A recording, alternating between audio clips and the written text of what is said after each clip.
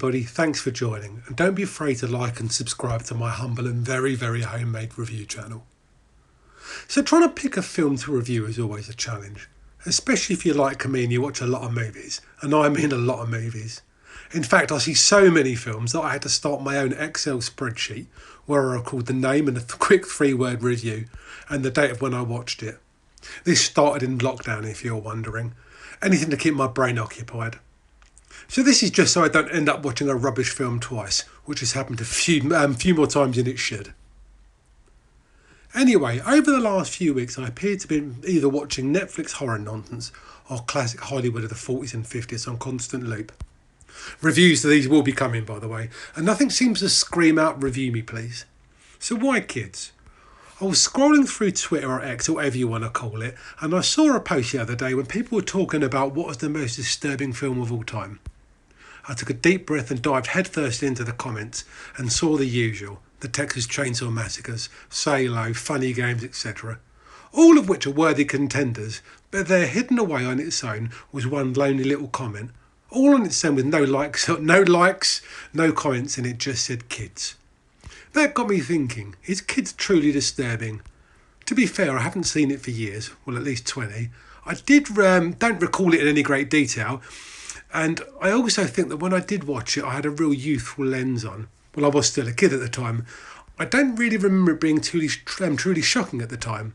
But as I've grown, my viewpoint's probably changed. And the only way to find out was to give it a rewatch. So what's the film about? It's a portrayal of teenage life, AIDS and the kids in New York City, set and filmed in the mid-90s. It follows a group of really young skateboarders in the space of 24 hours. Primarily, the story consists of Telly, played by Leo Fitzpatrick, later of The Wire fame, in his shocking debut as a 17-year-old slacker, whose mission in life is to deflower as many young girls as possible while unprotected. To start with the look of the movie.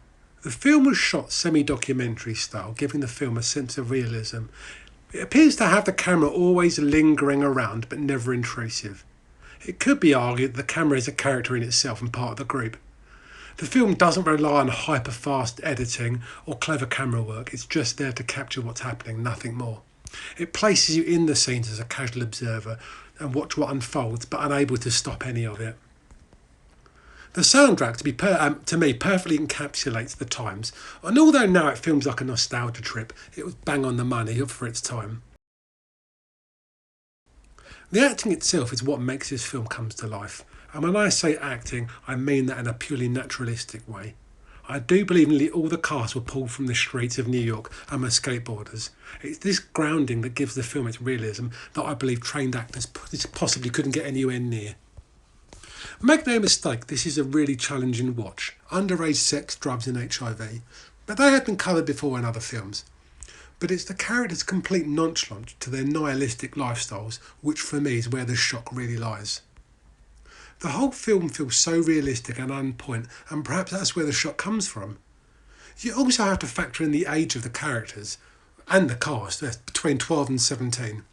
If this film was made now, and that's a big if, I bet they'd all be played by 30-year-old experienced stage-called brats, where overacting is rewarded and encouraged.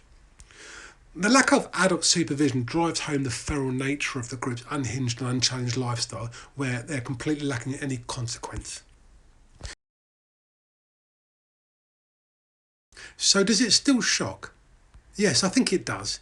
You have a cast that you feel are living the life they're portraying on screen. And the themes, although as I mentioned have been done before, they are shocking and are filmed to make you look away while you're still captivated. While the ending for me gives no hope of a real resolution, just further enhances the bleakness of their existence. In terms of rating, I think the film's a solid 5 out of 5. But I don't think I'd really want to watch it again, or not for at least for another 20 years anyway. Thanks again for watching, and don't be afraid to like and subscribe. I really appreciate all the support you're giving to this very new and very homemade channel.